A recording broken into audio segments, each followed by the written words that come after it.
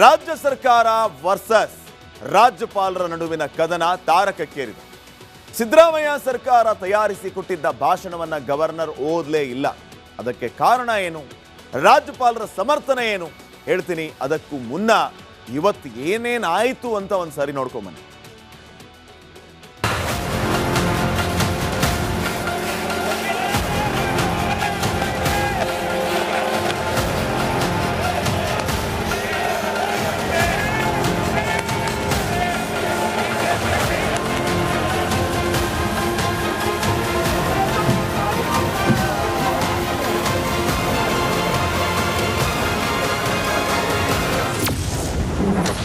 ತಾರಕಕ್ಕೇರಿದ ರಾಜ್ಯಪಾಲ ವರ್ಸಸ್ ಸರ್ಕಾರದ ವಾರ್.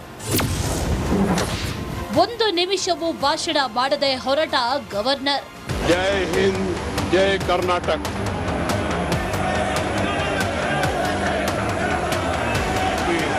ನಿರೀಕ್ಷೆ ಹುಸಿಯಾಗಲಿಲ್ಲ. ಎಲ್ಲರೂ ಅಂದುಕೊಂಡಂತೆ ಜಂಟಿ ಅಧಿವೇಶನದಲ್ಲಿ ಭಾರಿ ಹೈ ಡ್ರಾಮಾ ನಡೆದಿದೆ. ಸರ್ಕಾರ ಬರೆದುಕೊಟ್ಟ ಭಾಷಣ ಓದಲು ರಾಜ್ಯಪಾಲ ತಾವರ್ ಚಂದ್ ಗೆಹ್ಲೋಟ್ ಹಿಂದೇಟ್ ಹಾಕಿದ್ದಾರೆ. ಅಲ್ಲದೆ ಒಂದೇ ಸಾಲಿನಲ್ಲಿ ಭಾಷಣ ಮಾಡಿ ವಿಧಾನಸೌಧದಿಂದ ಹೊರಟು ಹೋಗಿದ್ದಾರೆ. कुल मिलाकर राज्य की आर्थिक, सामाजिक और भौतिक विकास की गति दोगुना करने के लिए मेरी सरकार पूरी तरह प्रतिबद्ध है. जय हिंद, जय कर्नाटक.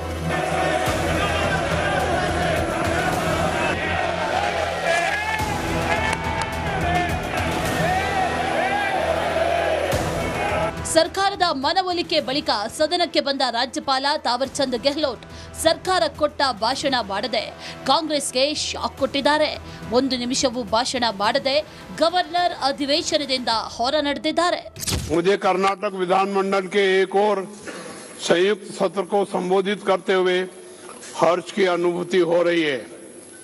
कुल मिलाकर राज्य की आर्थिक, सामाजिक और भौतिक विकास की गति दोगुना करने के लिए मेरी सरकार पूरी तरह प्रतिबद्ध है.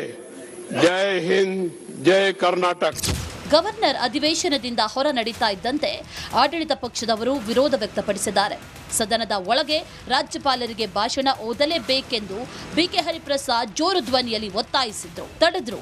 ರಾಜ್ಯಪಾಲರನ್ನ ತಡೆದಿದ್ದಕ್ಕೆ ಹರಿಪ್ರಸಾದ್ ಅವರನ್ನ ಮಾರ್ಷಲ್ಸ್ ತಳ್ಳಿದ್ರು. ಆಗ ಹರಿಪ್ರಸಾದ್ ಬಟ್ಟೆಯೇ ಹರಿದು ಹೋಯಿತು.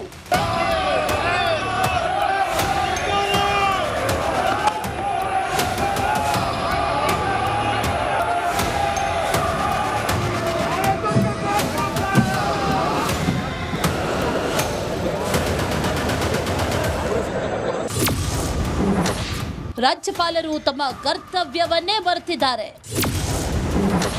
ರಾಜ್ಯಪಾಲರ ನಡೆಗೆ ಸಿಎಂ ಸಿದ್ದರಾಮಯ್ಯ ಕಿಡಿ. ಜಂಟಿ ಅಧಿವೇಶನ ಉದ್ದೇಶಿಸಿ ಭಾಷಣ ಮಾಡತಕ್ಕಂಥದ್ದು ಸಂವಿಧಾನದ ರೀತಿಯ ರಾಜ್ಯಪಾಲರ ಕರ್ತವ್ಯ. ಆರ್ಟಿಕಲ್ 176, 163 ಬಹಳ ಸ್ಪಷ್ಟವಾಗಿ ಹೇಳ್ತದೆ.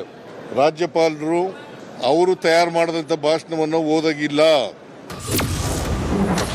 ಕೇಂದ್ರ ಸರ್ಕಾರದ ಕೈಗೊಂಬೆಯಂತೆ ವರ್ತಿಸಿದ್ದಾರೆ. ಕೇಂದ್ರ ಸರ್ಕಾರದ ಕೈಗೊಂಬೆಯಂತೆ ವರ್ತಿಸಿದ್ದಾರೆ. ಕೇಂದ್ರ ಸರ್ಕಾರ ಮಾಡಿರ್ತಕ್ಕಂಥ ತಪ್ಪನ್ನು ಮುಚ್ಚಲಿಕ್ಕೋಸ್ಕರ ರಾಜ್ಯಪಾಲರ ಕೈಲಿ ಬೇರೆ ಭಾಷಣವನ್ನು ಓದಿಸಿದ್ದಾರೆ. ಇದು ಸಂವಿಧಾನ ಬಾಹಿರ, ಸಂವಿಧಾನದ ಉಲ್ಲಂಘನೆ. ರಾಜ್ಯಪಾಲರು ಸದನಕ್ಕೆ ಬರೋದು ಖಚಿತವಾಗಿದ್ದರೂ ಅವರು ಸರ್ಕಾರದ ಪರ ಸಿದ್ಧಪಡಿಸಿದ ಭಾಷಣವನ್ನ ಪೂರ್ಣ ಪ್ರಮಾಣದಲ್ಲಿ ಓದ್ತಾರಾ ಅನ್ನೋದೇ ದೊಡ್ಡ ಪ್ರಶ್ನೆಯಾಗಿತ್ತು. ಸರ್ಕಾರ ಸಿದ್ಧಪಡಿಸಿರುವ ಭಾಷಣದ 11 ಪ್ರಮುಖ ಪ್ಯಾರಾಗಳನ್ನ ರಾಜ್ಯಪಾಲರು ಓದ್ತಾರಾ ಅಥವಾ ಇಲ್ವಾ ಅನ್ನೋ ಪ್ರಶ್ನೆ ಇತ್ತು. ಆದರೆ ರಾಜ್ಯಪಾಲರು ಅಚ್ಚರಿಯ ನಿರ್ಧಾರ ತೆಗೆದುಕೊಂಡು ಸರ್ಕಾರಕ್ಕೆ ಚಮಕ್ ಕೊಟ್ಟಿದ್ದಾರೆ. News desk, republic Kannada.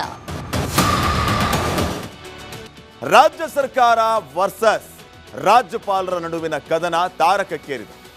Siddaramaiah ಸರ್ಕಾರ ತಯಾರಿಸಿ ಕೊಟ್ಟಿದ್ದ ಭಾಷಣವನ್ನ ಗವರ್ನರ್ ಓದಲೇ ಇಲ್ಲ. ಅದಕ್ಕೆ ಕಾರಣ ಏನು, ರಾಜ್ಯಪಾಲರ ಸಮರ್ಥನೆ ಏನು ಹೇಳ್ತೀನಿ. ಅದಕ್ಕೂ ಮುನ್ನ ಇವತ್ತು ಏನೇನಾಯಿತು ಅಂತ ಒಂದು ಸರಿ ನೋಡ್ಕೊಂಬನ್ನಿ.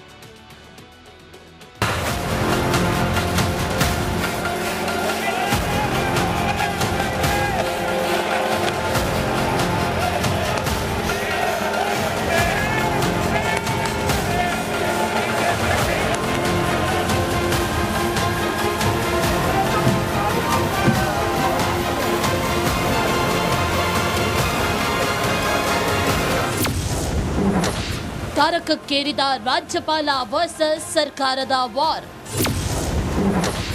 ಒಂದು ನಿಮಿಷವೂ ಭಾಷಣ ಮಾಡದೆ ಹೊರಟ ಗವರ್ನರ್. जय हिंद, जय कर्नाटक.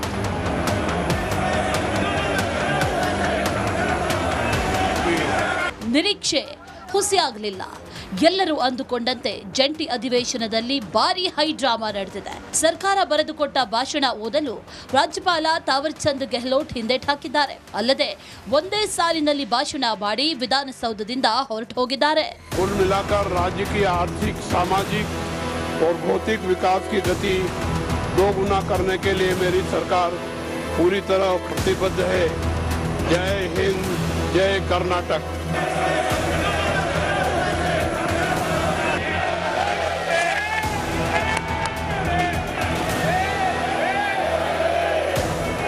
ಸರ್ಕಾರದ ಮನವೊಲಿಕೆ ಬಳಿಕ ಸದನಕ್ಕೆ ಬಂದ ರಾಜ್ಯಪಾಲ ತಾವರ್ ಚಂದ್ ಗೆಹ್ಲೋಟ್ ಸರ್ಕಾರ ಕೊಟ್ಟ ಭಾಷಣ ಮಾಡದೆ ಕಾಂಗ್ರೆಸ್ಗೆ ಶಾಕ್ ಕೊಟ್ಟಿದ್ದಾರೆ. ಒಂದು ನಿಮಿಷವೂ ಭಾಷಣ ಮಾಡದೆ ಗವರ್ನರ್ ಅಧಿವೇಶನದಿಂದ ಹೊರ ನಡೆದಿದ್ದಾರೆ.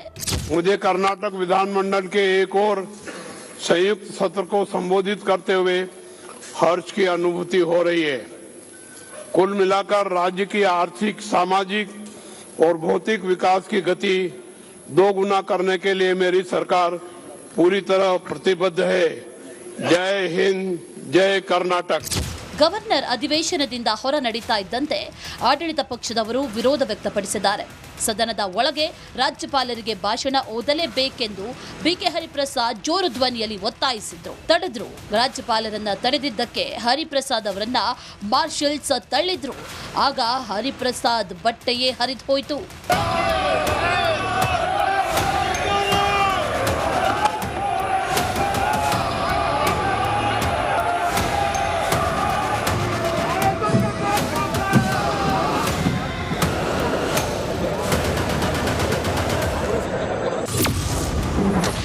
ರಾಜ್ಯಪಾಲರು ತಮ್ಮ ಕರ್ತವ್ಯವನ್ನೇ ಮರೆತಿದ್ದಾರೆ.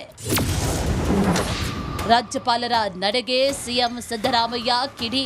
ಜಂಟಿ ಅಧಿವೇಶನ ಉದ್ದೇಶಿಸಿ ಭಾಷಣ ಮಾಡತಕ್ಕಂಥದ್ದು ಸಂವಿಧಾನದ ರೀತಿಯ ರಾಜ್ಯಪಾಲರ ಕರ್ತವ್ಯ. ಆರ್ಟಿಕಲ್ 176, 163 ಬಹಳ ಸ್ಪಷ್ಟವಾಗಿ ಹೇಳ್ತದೆ. ರಾಜ್ಯಪಾಲರು ಅವರು ತಯಾರು ಮಾಡಿದಂಥ ಭಾಷಣವನ್ನು ಓದಾಗಿಲ್ಲ. ಕೇಂದ್ರ ಸರ್ಕಾರದ ಕೈಗೊಂಬೆಯಂತೆ ವರ್ತಿಸಿದ್ದಾರೆ. ಕೇಂದ್ರ ಸರ್ಕಾರದ ಕೈಗೊಂಬೆಯಂತೆ ವರ್ತಿಸಿದ್ದಾರೆ. ಕೇಂದ್ರ ಸರ್ಕಾರ ಮಾಡಿರ್ತಕ್ಕಂಥ ತಪ್ಪನ್ನು ಮುಚ್ಚಿಕೊಳ್ಳಲಿಕ್ಕೋಸ್ಕರ ರಾಜ್ಯಪಾಲರ ಕೈಲಿ ಬೇರೆ ಭಾಷಣವನ್ನು ಓದಿಸಿದ್ದಾರೆ. ಇದು ಸಂವಿಧಾನ ಬಾಹಿರ, ಸಂವಿಧಾನದ ಉಲ್ಲಂಘನೆ.